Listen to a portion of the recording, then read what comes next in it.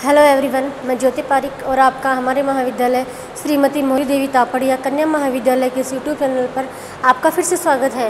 Last video में हम BA final के विश्व के प्रादेशिक भूगोल में हम एशिया महाद्वीप की जनसंख्या के बारे में हम पढ़ रहे थे और जिसमें हमने जनसंख्या का घनत्व और वितरण के बारे में हमने पढ़ लिया था। और आज की वीडियो में हम जनसंख्या के वितरण को प्रभावित करने वाले कारकों के बारे में हम पढ़ने जा रहे हैं। तो देखिए, जनसंख्या को प्रभावित करने वाले जो मुख्य कारक है उनमें सबसे पहला है धरातल। पहला हमारा कारक है धरातल। तो देखिए, जनसंख्या के वितरण को प्रभावित करने वाले कारकों में धरातल भी एक महत्वपूर्ण कारक है। जैसे समझ लीजिए, जैसे जहाँ का धरातल समतल है वहाँ जनसंख्या का जो घनत्व है वो हमें ज़्यादा देखने को मिलेगा, और जहाँ का जो धरातल है बिल्कुल उबड़ खाबड़ है ऐसे क्षेत्रों में जनसंख्या घनत्व कम पाया जाएगा। ठीक है, तो मतलब धरातल भी जनसंख्या के घनत्व को प्रभावित करता है। ठीक है, हम एशिया महाद्वीप में हम देखें तो एशिया के दक्षिणी और दक्षिणी पूर्वी भागों में जो नदी की घाटियाँ हैं, नदी घाटी मैदानों में जनसंख्या अधिक मिलती है। एशिया के दक्षिणी और दक्षिणी पूर्वी भागों में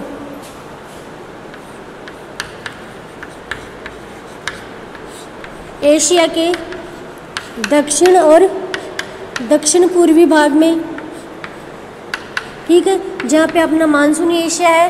इसके अलावा जो नदी घाटियाँ हैं, नदी घाटियों में भी जनसंख्या अधिक देखने को मिलती है। ठीक है, क्योंकि वहाँ का जो धरातल है वो बिल्कुल समतल होता है और समतल धरातल में हमें कृषि के लिए भी अधिक संभावनाएं होती है। तो इस प्रकार से धरातल भी जनसंख्या के घनत्व और वितरण को प्रभावित करने वाला एक महत्वपूर्ण कारक है। ठीक है, उसके अलावा हम देखिए हमारे जो अगला कारक है जलवायु। देखिए, जनसंख्या के घनत्व और वितरण करने में जलवायु का भी एक महत्वपूर्ण स्थान है। देखिए, ऐसे स्थान, एशिया के ऐसे स्थान जहाँ पे बहुत ठंडी जलवायु है, जैसे साइबेरिया, ठीक है, वहाँ पे हमें जनसंख्या घनत्व बिल्कुल कम देखने को मिलेगा। इसके अलावा जो गर्म मरुस्थल है, गर्म मरुस्थलीय प्रदेश, वहाँ पे तापमान अधिक है, इसलिए वहाँ पर भी जनसंख्या घनत्व और वितरण हमें कम ही देखने को मिलेगा।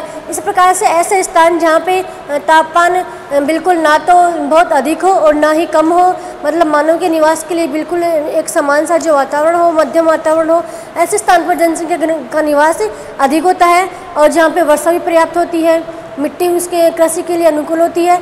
इस प्रकार से ऐसे स्थानों पर जहाँ पे जनसंख्या, ऐसे क्षेत्रों में जनसंख्या का निवास अधिक पाया जाता है। इस प्रकार से जलवायु का भी हम जनसंख्या के घनत्व और वितरण पर प्रभाव पड़ता है। ठीक है, आगे हम देखिए अगला जो कारक है वो है मिट्टी। अगला कारक है मिट्टी। देखिए, मिट्टी का भी जनसंख्या घनत्व और वितरण में एक महत्वपूर्ण स्थान है, क्योंकि एक उपजाऊ मिट्टी, उपजाऊ जलोढ़ मिट्टी के जो मैदान है, उपजाऊ जलोढ़ मृदा के जो मैदान है, वहाँ पे जनसंख्या का घनत्व हमें अधिक देखने को मिलता है, क्योंकि वहाँ पे जो नदियों के द्वारा बनाया गया जो मैदान है वह उपजाऊ मैदान है। वहाँ पे कृषि की अनेक संभावनाएं होती है, इसीलिए वहाँ पे जनसंख्या अधिक निवास करती है। ठीक है, दूसरी ओर हम देखें तो मरुस्थलीय जो मृदा है, जो मरुस्थलीय क्षेत्रों में जहाँ पे बिल्कुल बंजर भूमि है, तो ऐसे स्थानों पे हमें जनसंख्या का निवास बहुत ही कम देखने को मिलेगा, क्योंकि वहाँ पे कृषि के लिए कोई भी संभावनाएं नहीं है। इसलिए जनसंख्या के घनत्व को प्रभावित करने वाला एक महत्वपूर्ण कारक मृदा भी है। उसके बाद हम देखें अगला कारक वो है जल की प्राप्ति। अगला कारक है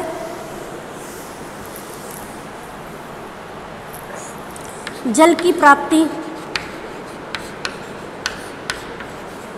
तो देखिए, मानव के निवास के लिए सबसे जो महत्वपूर्ण चीज़ है वो जल है। जल के बिना मानव का जीवन संभव नहीं है।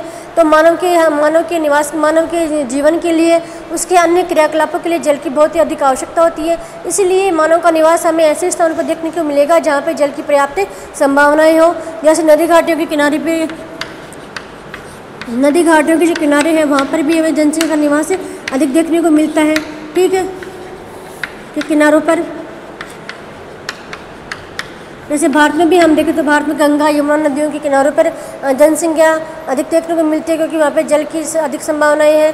ठीक है, उसके अलावा एशिया महाद्वीप में हम देखें तो चीन में यांगटी सिक्यांग नदी घाटियों में जल की पर्याप्त मात्रा के कारण जनसंख्या का निवास अधिक होता है। ठीक है, इस प्रकार से आगे हम जल के बारे में देखें तो जहाँ पे वर्षा अधिक होती है ऐसे स्थानों पर भी जनसंख्या अधिक निवास करती है। और दूसरी ओर हम देखें तो बिल्कुल रेगिस्तानी जो प्रदेश जैसे थार का मरुस्थल है, ठीक है, थार का मरुस्थल है, वहाँ की जल की कोई संभावना नहीं है, थार का मरुस्थल। इसके अलावा दजला फरात का जो मरुस्थल है, दजला फरात का मरुस्थल। और एशिया के मध्य में हम देखें तो गोबी का मरुस्थल। इन मरुस्थलों में पानी की बिल्कुल भी संभावना नहीं है, इसीलिए इन मरुस्थलों में जनसंख्या का निवास हमें बहुत ही कम देखने को मिलता है, ठीक है। इस प्रकार से जनसंख्या के घनत्व और वितरण को प्रभावित करने वाला जल भी एक महत्वपूर्ण कारक है। उसके आगे हम देखें अगला जो कारक है यातायात के साधन। अगला हमारा कारक है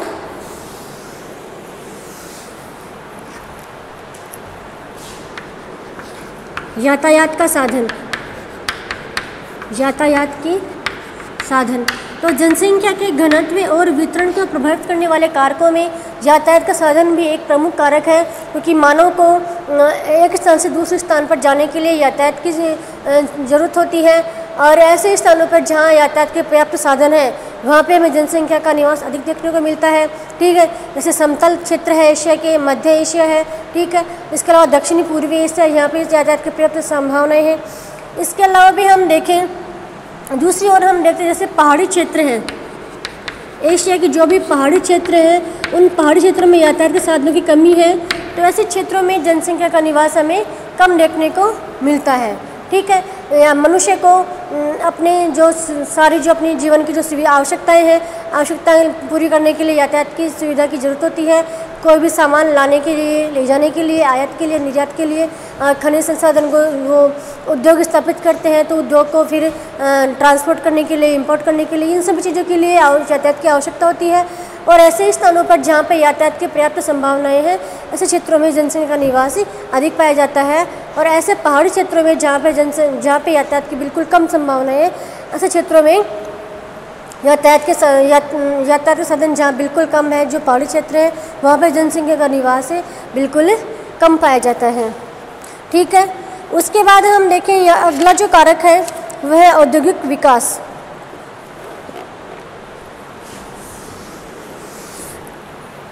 अगला कारक है औद्योगिक विकास।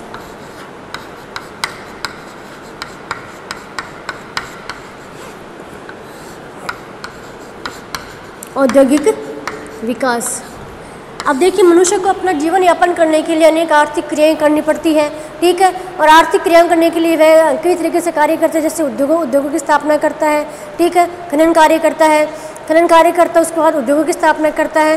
तो ऐसे क्षेत्र जहाँ पे उद्योगों की पर्याप्त संभावनाएं हो, ऐसे क्षेत्र में मानव का निवास हमें अधिक देखने को मिलता है। जैसे आप भारत में देखिए, भारत का जो मध्य भारत है, मध्य पूर्व भारत है, जिसमें बिहार है, छत्तीसगढ़,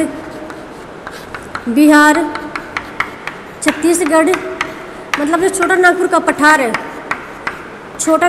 पठार है, वहाँ पे उद्योगों की बहुत अधिक संभावनाएं हैं, ठीक है, क्योंकि यहाँ पे अधिकतर मात्रा में जो खनिजों की प्राप्ति होती है यहाँ से, और यहाँ पे उद्योगों की अनेक संभावनाएं है। इसीलिए इस छोटे नागपुर के पठार के आसपास हमें जनसंख्या का निवास अधिक देखने को मिलता है। इसके अलावा हम तटीय प्रदेशों में भी देखें तो वहाँ पे आप देख लीजिए, जो अहमदाबाद है, वडोदरा है, गुजरात है, ऐसे क्षेत्रों में जहाँ पे सूती वस्त्र उद्योग की अधिक संभावनाएं हैं, तो उससे वहाँ भी हमें जनसंख्या का निवास अधिक देखने को मिलता है। उसके बाद हम एशिया के भी देखें तो एशिया में चीन में भी देख लीजिए, जापान में, जहाँ पे उद्योगों के लिए अधिक संभावनाएं हैं, ऐसे क्षेत्रों में जनसंख्या का निवास अधिक देखने को मिलता है।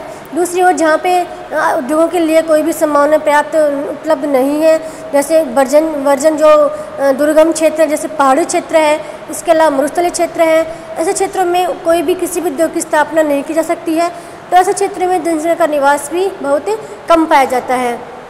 इस प्रकार से आज की वीडियो में हमने जनसंख्या के घनत्व और वितरण के जो महत्वपूर्ण जो कारक है, उन कारकों के बारे में हमने देख लिया है, और नेक्स्ट वीडियो में हम एक नया टॉपिक लेके आएंगे। तब तक के लिए धन्यवाद।